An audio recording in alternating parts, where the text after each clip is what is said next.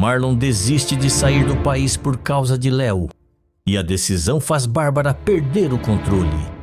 Nos próximos capítulos da novela Dona de Mim, depois de ajudar a libertar Léo e Davi da prisão, Marlon se dá conta de que ainda sente algo forte pela ex, tocada pela atitude dele.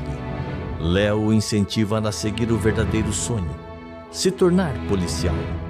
Mexido com as palavras dela, Marlon decide abandonar de vez os planos de lutar fora do Brasil e, ao conversar com Danilo, confirma que quer ficar no país para seguir seu propósito. Mas ao contar tudo a Bárbara, o clima pesa. Inconformada, ela surta e acusa Marlon de estar jogando a vida no lixo por causa de uma mulher do passado. Ele se magoa com as palavras e percebe que talvez a relação entre os dois já não tenha mais volta. O que era para ser uma escolha de carreira acaba revelando sentimentos que nem o tempo conseguiu apagar. Tudo deverá acontecer logo após Davi e Léo acabarem se metendo numa confusão na boate e irem presos por causa disso. 2 policiais abrem as portas e Davi e Léo descem algemados sob uma chuva de flashes. Câmeras de TV já os aguardam na entrada. Um repórter aponta o microfone em direção a Davi e grita: "Filho dos Boás preso em confusão com arma na noite carioca. Davi, você confirma envolvimento com a briga?" Davi não responde, apenas mantém os olhos baixos, o rosto tenso, enquanto protege Léo com o corpo. Ela, por sua vez, está em choque. O cabelo bagunçado, a maquiagem borrada e o olhar perdido. Assim que vê os fotógrafos, entra em pânico. Ela grita para um dos policiais: "Eu não fiz nada, eu só fui atacada. Por que eu tô sendo tratada como bandida?" O agente ignora, empurrando-a pelo braço em direção à recepção da delegacia. Do outro lado da rua, encostado no capô de um carro, Marlon assiste tudo. Chegou pouco depois da viatura e desde então observa calado, os punhos cerrados. Quando vê Léo sendo levada daquele jeito, a dor no peito aperta. Ele comenta com Danilo: "Isso tá errado. Eles não começaram nada. O barão que chegou provocando empurrou o Davi, segurou a Léo à força." Danilo concorda e fala: "Eu vi. Tem um monte de gente que viu. E teve gente gravando também." Marlon olha em volta, pensa por um segundo e toma uma decisão. Ele pega o celular e começa a mandar mensagens, fazer ligações, puxar contatos nas redes. Logo depois, Marlon diz: "Eu preciso juntar tudo. Vídeo, testemunha, tudo. Não vão deixar essa menina presa por uma coisa que ela não fez." Enquanto isso, dentro da delegacia, Léo se senta na sala de espera com as mãos trêmulas. Davi tenta acalmá-la, mas ela chora sem conseguir respirar direito. Ela murmura desesperada: "Eu tô ferrada. Vão usar isso contra mim. Vão dizer que eu que provoquei, que eu sou barraqueira."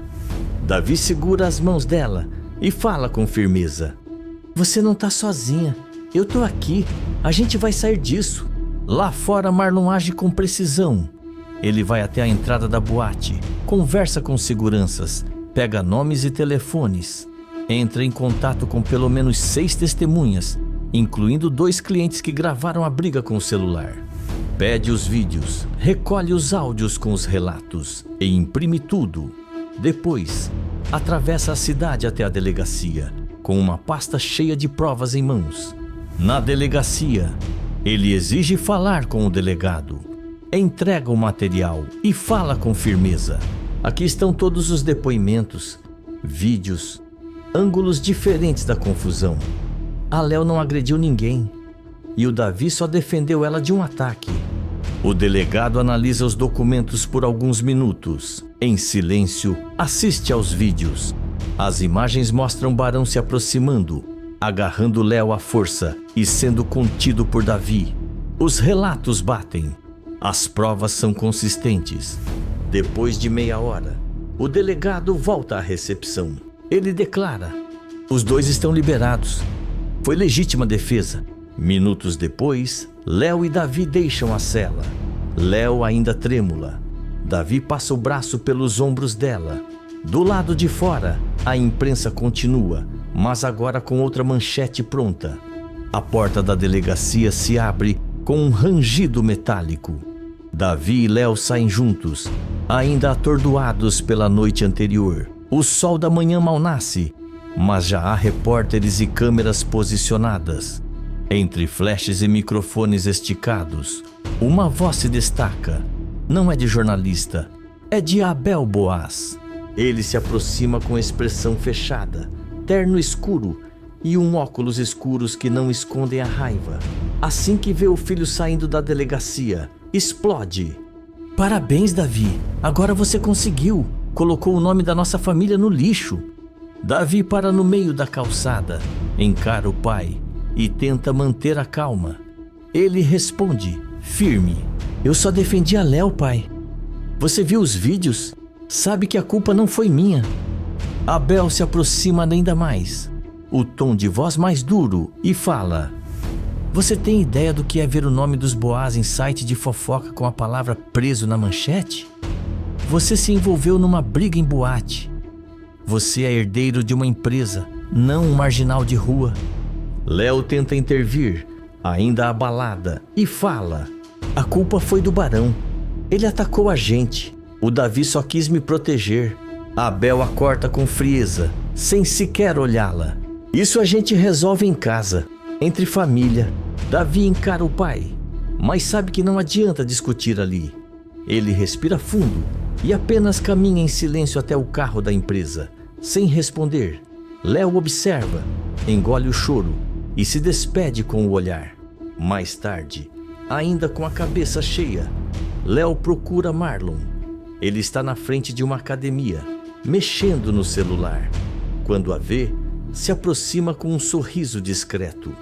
Léo fala emocionada: eu vim te agradecer, de verdade. Se não fosse você, eu e o Davi ainda estaríamos lá dentro. Você salvou minha vida. Marlon balança a cabeça, modesto, e fala: eu só fiz o que era certo. Vi a injustiça acontecendo e fui atrás de resolver. Ela insiste, com os olhos marejados: se existissem mais pessoas como você na polícia, o mundo seria outro. Marlon dá um meio sorriso, coça a nuca e responde: eu não sou da polícia, Léo. Só não consigo ficar parado vendo alguém ser tratado como lixo. Léo o encara com atenção. Depois de um breve silêncio, comenta: então por que não é? Por que não segue esse caminho de verdade? Eu sei que esse sempre foi seu sonho. Marlon desvia o olhar e desconversa. Tem outras coisas na vida também, né? Tô treinando para competir, viajar. Bárbara tem planos também. Léo cruza os braços e rebate com sinceridade: tá na cara que você tá deixando seu sonho de lado por causa dela. E tudo bem, cada um sabe da sua vida, mas você nasceu para fazer mais. Marlon respira fundo, fica em silêncio. Ela completa com firmeza: você tem vocação para proteger os outros, Marlon. Só não vê quem não quer. Ele a encara, quer responder, mas não consegue. O olhar de Léo é direto, honesto, mexe com ele. Ela então dá um leve sorriso e se despede: obrigada, de verdade. Marlon observa enquanto ela se afasta. Não consegue disfarçar. Ficou mexido. As palavras dela ecoam. Mais do que um elogio, foi um chamado. E pela primeira vez, ele começa a se perguntar se está mesmo no caminho certo ou se está apenas seguindo alguém que escolheu por ele.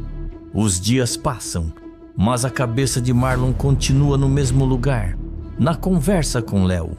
Ele treina, mas os socos no saco de areia parecem fracos. Cada golpe é interrompido por pensamentos. Bárbara comenta sobre as lutas internacionais, sobre contratos, vistos, datas de passagem. Ele ouve tudo em silêncio, balança-se a cabeça, mas sua mente está em outro lugar. Certa tarde, Marlon decide procurar Danilo. Os dois se encontram em uma praça tranquila. sentados num banco de concreto, sob uma árvore frondosa. Danilo percebe logo que o amigo está diferente. Ele pergunta direto: "Que foi, cara? Tá parecendo que perdeu uma luta interna." Marlon solta um riso fraco e confessa: "Eu tô perdido, Danilo. Desde aquela confusão na delegacia, desde a conversa com a Léo." Danilo se ajeita no banco e ouve com atenção. Marlon continua: "Ela me perguntou por que eu nunca segui o que eu queria de verdade. E a real é que ser policial sempre foi meu sonho, desde moleque. Mas aí a vida foi levando, sabe? A Bárbara apareceu, veio com esse plano de lutar fora, fazer carreira internacional, e eu fui indo, sem questionar." Danilo comenta: "E agora tá questionando." Marlon balança a cabeça e fala: "Porque não é meu sonho, nunca foi. Eu tô prestes a largar tudo que faz sentido pra mim, pra viver uma história que não é minha." Danilo cruza os braços e responde com firmeza: "Então não larga.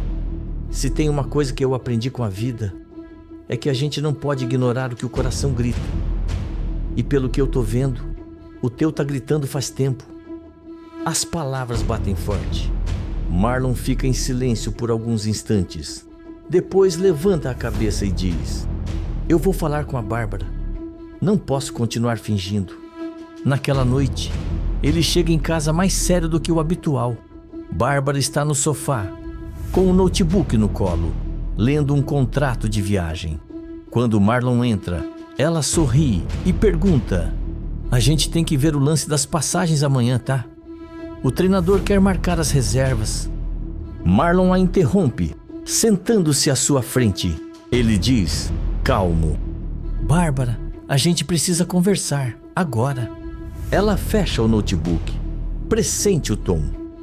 Marlon fala com sinceridade: "Eu pensei muito e decidi que não vou mais sair do país. Eu não vou seguir com esse plano da luta internacional."